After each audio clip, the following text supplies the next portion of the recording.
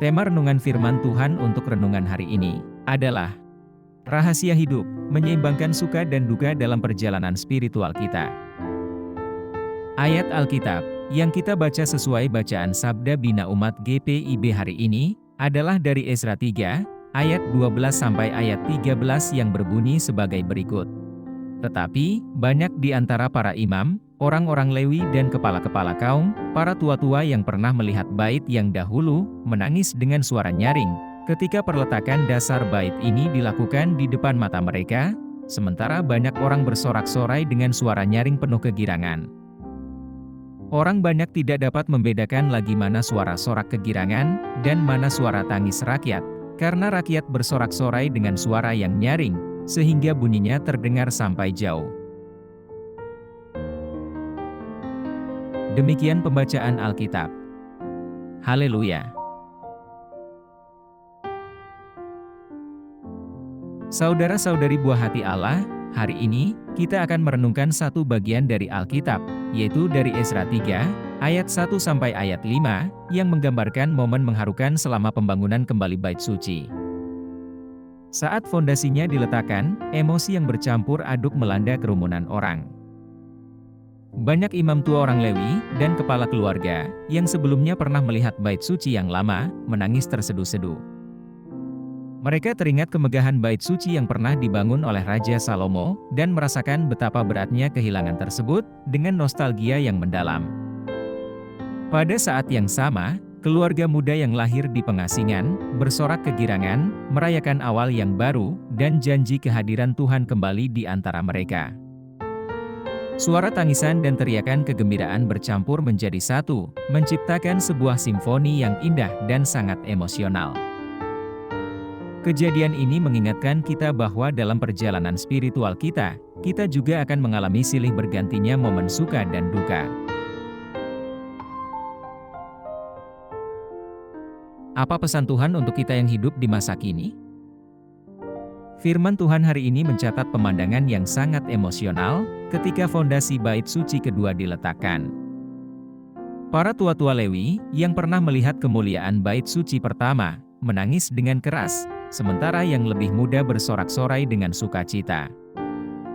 Pemandangan ini mengajarkan kita bahwa dalam rencana Tuhan, setiap akhir adalah awal yang baru, dan setiap air mata dapat diubah menjadi sukacita. Perpaduan antara suka dan duka ini mencerminkan perjalanan rohani kita saat ini.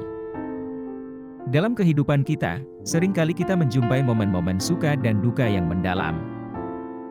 Memahami bahwa emosi-emosi ini dapat hidup berdampingan dan keduanya mempunyai tempat dalam kehidupan spiritual kita sangatlah penting.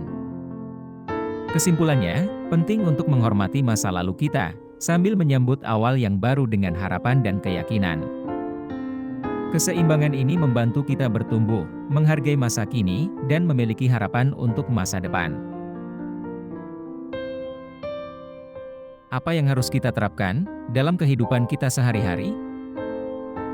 Kita dapat menerapkan pelajaran dari bangsa Israel ini dengan menerima pasang surut kehidupan, baik itu suka maupun duka. Di saat-saat sukacita, kita hendaknya merayakan dan mengucap syukur, mengakui nikmat Tuhan. Di saat-saat duka cita, kita hendaknya membiarkan diri kita berduka, dan mencari penghiburan dari Tuhan, dengan memahami bahwa duka cita dapat memperdalam iman dan ketergantungan kita kepadanya.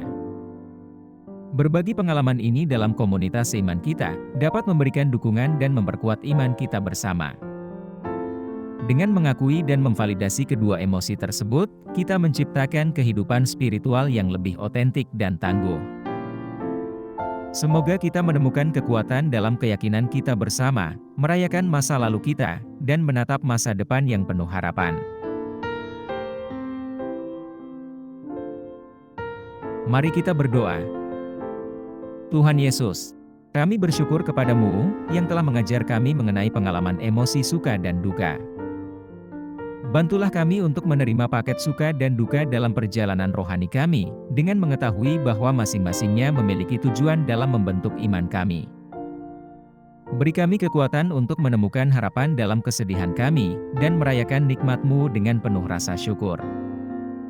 Semoga hati kami tetap teguh kepadamu, dan semoga kami saling mendukung dalam komunitas iman kami dengan cinta dan pengertian.